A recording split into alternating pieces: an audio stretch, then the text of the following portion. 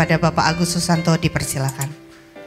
Kesaksian yang ingin saya ceritakan ini sebetulnya barangkali ibu bapak sekalian bisa melihat juga di YouTube channelnya Bapak Hari Purnomo ya, itu cukup banyak. Tetapi ini coba saya pilihkan yang memang saya melihat sendiri. Ya. Nah kebetulan yang pertama ini sangat menarik sekali. Itu terjadi kira-kira tahun 2015. Waktu itu saya di Jogja. Jadi saya kebetulan bertugas waktu itu di UGM. Kemudian Pak Hari dengan rombongan itu datang, diundang oleh Romo Yos Bintoro. Romo Yos itu Romo Perwira gitu ya.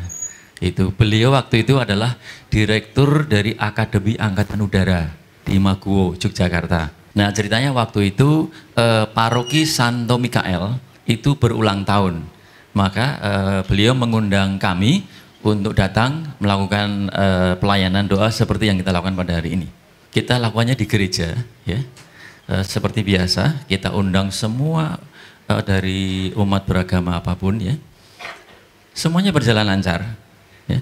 Sampai akhirnya pada akhir acara itu ketika umat sudah pulang semua, itu masih ada satu ibu yang tertinggal di belakang. Jadi ibu ini Muslim, memakai kerudung, ya, duduk diam di pojok. Terus kami tertarik, loh ibu ini kok diam saja. Terus kami mendekat, kebetulan Pak Satpamnya itu kenal. Mas, memang ibu ini datang sendiri, ya, dan ibu ini buta. Makanya ibu itu tidak tahu bahwa kalau sudah selesai. Nah terus akhirnya, tapi beliau tahu memang datang untuk kesembuhan. Akhirnya kami para hamba Tuhan, itu kami gandeng, kita ajak ke depan di depan altar ya, kita doakan dengan Pak Hari Purnomo. Saya perhatikan memang di menit pertama tidak melihat karena memang buta. Jadi tidak merespon sama sekali.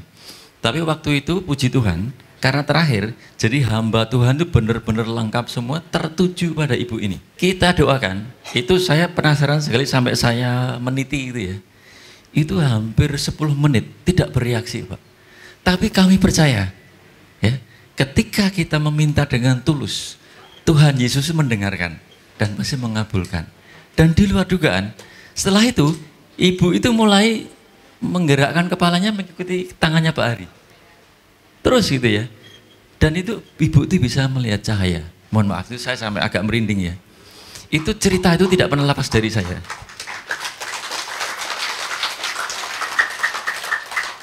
Itu luar biasa sekali ya. Yang akhirnya seperti yang Pak Hari juga disampaikan ya, bahwa ada nanti setelah itu harus melihat matahari dan sebagainya. Tapi ibu itu ternyata dari buta sama sekali sampai bisa melihat cahaya. Nah, saya ingin sedikit menggarisbawahi ya. Itu karena apa, ibu bapak sekalian?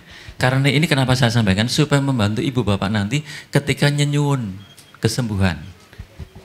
Apa kira-kira? Satu kata saja. Kalau ada yang bisa hadiahnya sepeda. Ya. Tapi sepedanya cilik gitu ya. Ada yang tahu? Ya. Cuman satu Bu, iman. Ya. Iman itu ada di semua orang beragama. Percaya pada Gusti Allah gitu ya. Tuhan Yesus itu Maha Pengasih. Kalau kita minta, pasti kita akan diberi. Ini saya berikan tipnya supaya mudah mengingat. Itu namanya MCK. Ada yang tahu nggak? MCK itu adalah mintalah maka kamu akan diberi. C apa? Carilah maka kau akan menemukan. K. Wih luar biasa. Wes iki sembuh ya pas ini. Amin. Jadi itu ibu ya bapak sekaliannya. Jadi kalau ibu bapak datang saat ini tanpa iman yang percaya bu, didoakan Pak Hari Purnomo 100 kali pun nggak akan bisa bu. Ya. Jadi kita harus membuka diri, persiapan. Ya. Karena saya juga ingin bercerita sedikit ya. Ada sisi kebalikannya ketika di Jogja. Itu saya masih ingat sekali, ada anak muda. Saya perhatikan memang datang itu seolah-olah seperti kayak ke dokter. Ya. Cengengesan gitu ya. Duduk, lihat kanan kiri gitu ya. Terus giliran maju-maju didoakan ya. Terus pulang datang ke saya. Pak, saya kok nggak sembuh ya gitu ya. Terus saya bilang begini, Mas, coba lain kali Mas itu sebelum dijamah itu berdoalah, siapkanlah hatimu, ya. Jadi makanya ibu bapak sekalian ya, ketika ibu bapak datang ke hotel ini, itu sebetulnya adalah komitmen kita. Ya Tuhan Yesus, saya datang untuk nyenyuwun memohon kesembuhan. Saya akan mulai doa pada saat ini juga sampai nanti akhir acara. Ya. Ada hal yang menarik lagi. Ini yang kedua itu terjadi di Cirebon ya, Pak Ari ya. Kebetulan pas pelayanannya memang saya tidak ikut, tapi kesaksiannya itu saya datang dan saya sempat berbicara dengan kedua orang tua dari gadis yang disembuhkan itu. Jadi ceritanya itu ada seorang mahasiswi itu di opnam di rumah sakit di Jatinangor, Bandung. Ya. Itu ada masalah darah sehingga persentase kesembuhannya itu sangat kecil sekali. Dan mahasiswi ini sudah dalam kondisi yang sangat lemah sekali. Tapi bapak ibunya itu orang Maluku, agamanya Kristen Protestan. Mendengar Pak Hari pelayanan di Cirebon, itu beliau bercerita ke saya, Pak Agus, saya percaya Tuhan Yesus tidak akan pernah meninggalkan saya. Walaupun dokter mengatakan apapun. Beliau itu menyewa ambulans, dibawa pakai ambulans ke Cirebon. Dan diodoakan, itu saya melihat fotonya, tim doanya keluar ya, karena tidak mungkin diangkat. Jadi didoakan di dalam ambulans, didoakan itu. Tapi saya masih ingat sekali itu bulan Mei, jadi Mei, Juni, Juli, 3 bulan. Anak itu datang, ibu bapak sekalian, seger sama sekali, luar biasa. Sehat walafiat, ya. Dan akhirnya kita beri kesempatan untuk memberikan kesaksian. Saya lebih tertarik lagi kepada siapa? Kepada orang tuanya. Kenapa? Ketika anak itu sakit, anak itu tidak mampu melakukan apa-apa. Ya, karena memang kemampuan fisiknya tidak memungkinkan. Tapi iman orang tuanya itu yang sangat membantu. Tapi ini mereka tetap, itu yang namanya sukacita. Apa bedanya sukacita dengan gembira? Wah ini tes ini. Ini saya sebenarnya bukan kesaksian, saya ngetes ini ya. Tes katekese. Ya. Kalau yang lulus tadi hasil hadiahnya sepeda. Sukacita itu adalah pengalaman iman. Pengalaman iman. Ya. Makanya orang yang barangkali kita melihat, wah ini wis susah ya. Tapi kok kita orang sedih gitu ya. Pernah nggak melihat itu? Nyun sewu ya. Wong wis ora duwe apa-apa melarat ya. Ning kok guyu terus. Ketoke kok tentrem uripe gitu ya. Pernah nggak melihat seperti itu? Ada berapa buah Roh Kudus itu? 7. Aduh belum lulus Pak. 7 itu karunia Roh Kudus. Ya.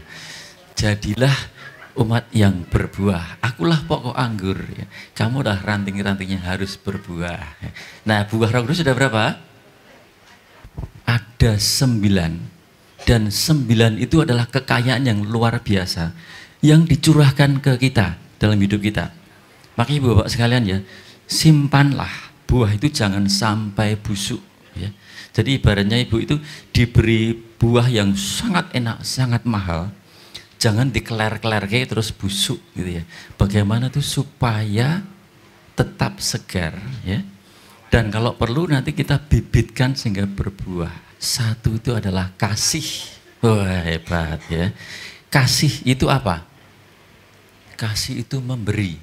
Artinya itu adalah ketika kita mengasihi, kita tuh fokusnya pada orang yang kita kasih. Betul nggak?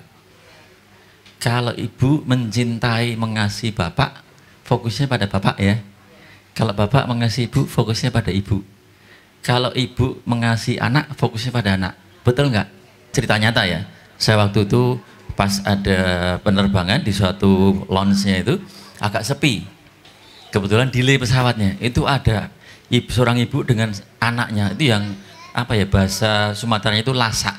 Lasak itu apa, energinya banyak ya, lari ke sana kemari gitu ya. Terus ibunya teriak begini, "Nak, diam di sini. Jangan naik turun. Nanti kalau kamu jatuh, ibu yang susah." Betul nggak itu kasih? Betul. Jadi pusatnya pada ibu, bukan pada anak. Nah, jadi itu yang sering terjadi. ketika kita mencurahkan kasih itu harus dengan cara yang benar. Jadi harusnya ibu mengatakan, nak duduk nak, kalau kamu nanti sakit ya, ibu itu tidak rela, ibu sedih, bukan repot, betul nggak? Nah sehingga anak itu tidak merasa dikasihi. Ya. Demikian juga Yesus mengatakan ya, sebelum engkau mengikuti aku, kamu harus merasakan kasihku. Pada hari inilah kita merasakan kasih Tuhan Yesus.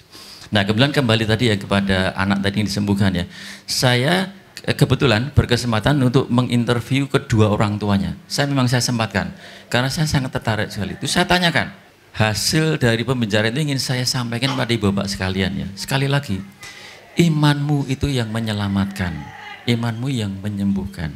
Demikian juga ketika kita punya anggota keluarga yang memang sudah tidak bisa apa-apa, jangan kita pernah menyerah, tapi kita harus berserah.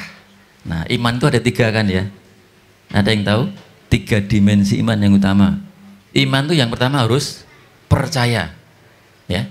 Kalau Anda tidak percaya itu percuma. Yang kedua itu apa? Berserah diri. Berserah diri bukan menyerah ya.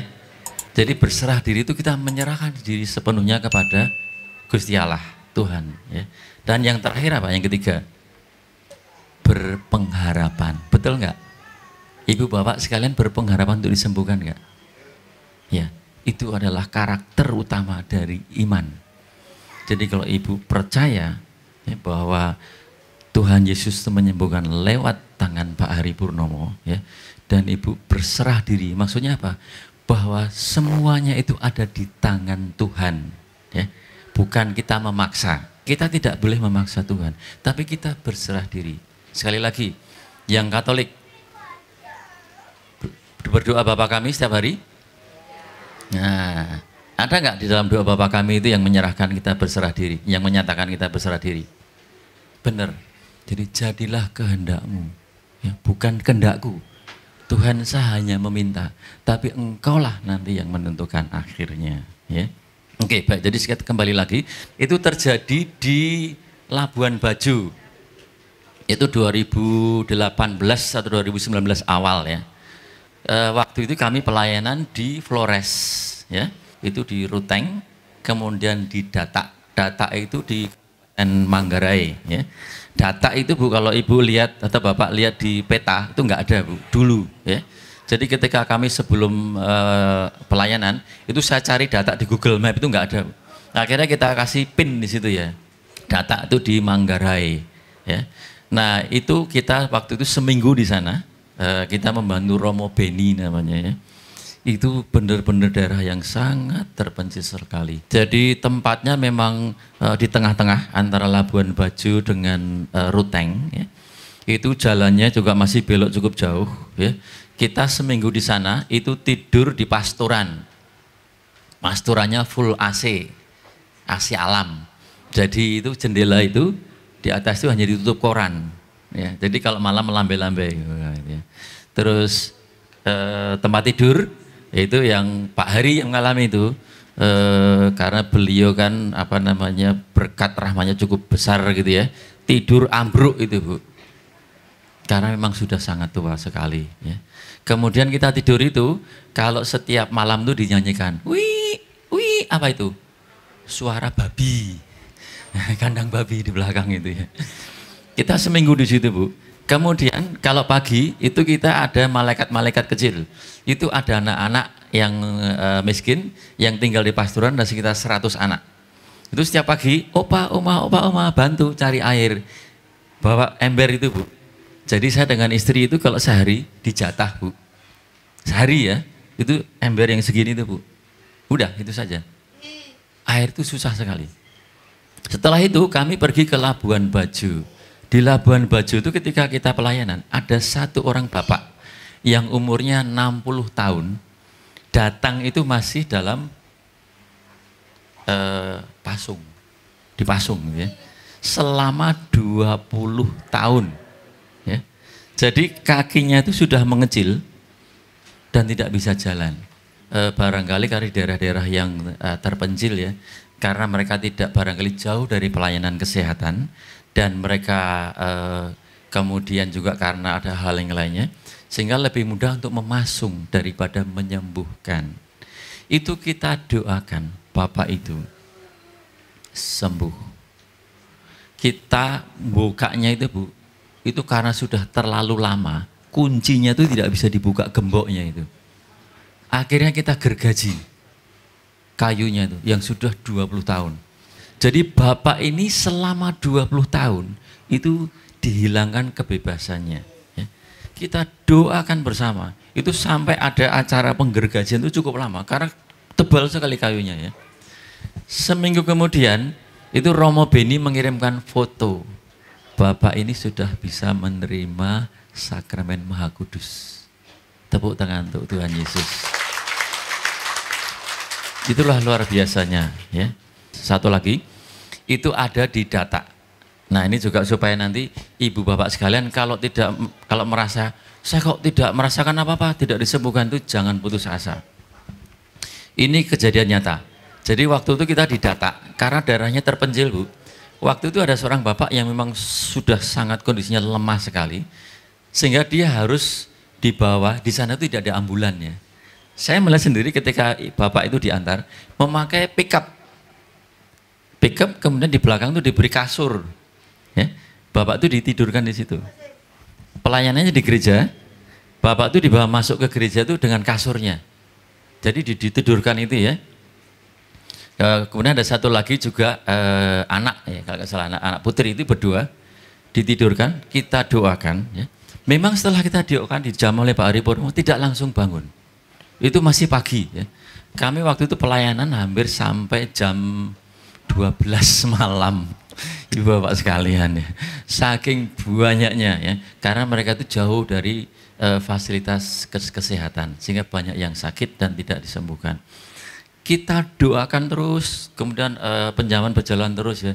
Kira-kira jam 8 sudah malam gitu ya. Bapak ini tiba-tiba pelan-pelan itu duduk. Luar biasa sekali. Saya masih melihat istrinya itu sampai nangis gitu ya. Tidak kebayang. Duduk kemudian oleh bruder waktu itu yang ikut membantu kami juga diajak ke dalam. Kemudian waktu itu disarankan untuk menghubungi puskesmas tempat untuk memberikan infus untuk supaya lebih kuat. Jadi intinya itu apa? Bahwa Roh Kudus bekerja itu di luar akal kita manusia. Ya. Kenapa Roh Kudus? Apa janji Tuhan Yesus waktu Tuhan Yesus naik ke surga? Ada yang tahu? Jadi Tuhan Yesus menjanjikan, karena aku tidak akan bersamamu lagi, para muridnya ya, aku akan mengirim Roh Kudus. Dan Roh Kudus itu dicurahkan ketika kita dibaptis dan juga ketika mendapat sakramen Krisma. Makanya pada saat ini Ibu Bapak sekalian, kita ini harus berbahagia sekali ya. Roh Kudus itu ada di dalam tubuh kita yang kita ini harus menyadari. Kita harus menyadari supaya buah-buahnya itu selalu tumbuh di dalam kehidupan kita. Jadi saya pernah melihat, tapi saya tidak akan menyebut nama tempatnya ya. Jadi berdoa bagus semuanya, ya kita mohon kesembuhan. Ketika nanti mulai ada penjamahan, wah itu mulai muncul aslinya gitu ya. Oh enggak sih, saya dulu, kamu nanti gitu ya. Kalau perlu didesel gitu ya.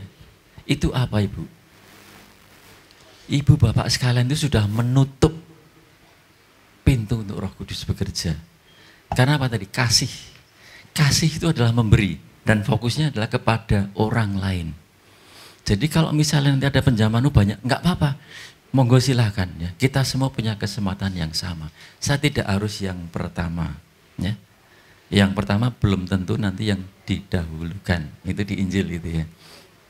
Tapi saya percaya bahwa Tuhan Yesus pasti akan memberi kesembuhan kepada diri saya. Ada yang sering naik pesawat enggak? Sering ya? Kalau di pesawat itu ketika pramugarinya itu memperagakan keselamatan ya, pakai apa namanya itu seatbelt dan sebagainya. Siapa yang melihat pramugarinya atau tetap membaca koran, membaca buku? bapak-bapak.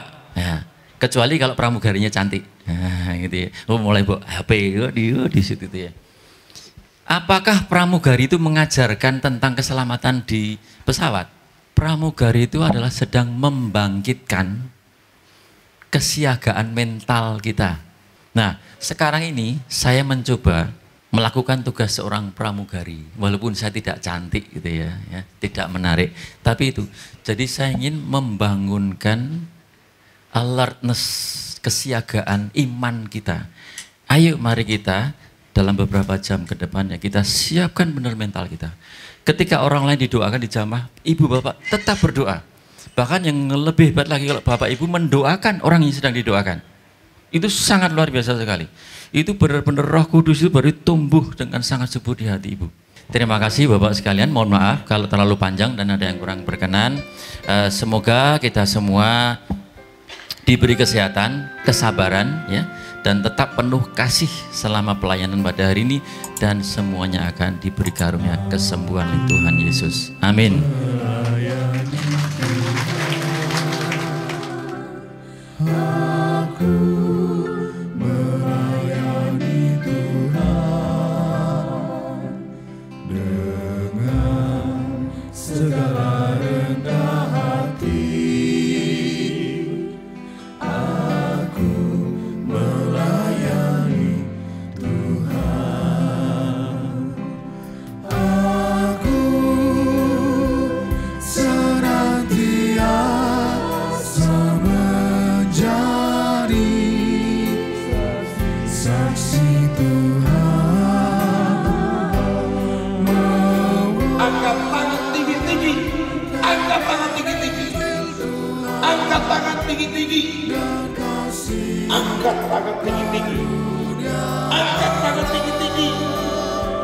Luar biasa, tepuk tangan yang luar biasa untuk Tuhan Yesus. Wow, tepuk tangan yang keras. Tepuk tangan yang keras. Tepuk tangan yang keras. Inilah mukjizat yang terbesar di kota Bandung. Semuanya sekarang duduk.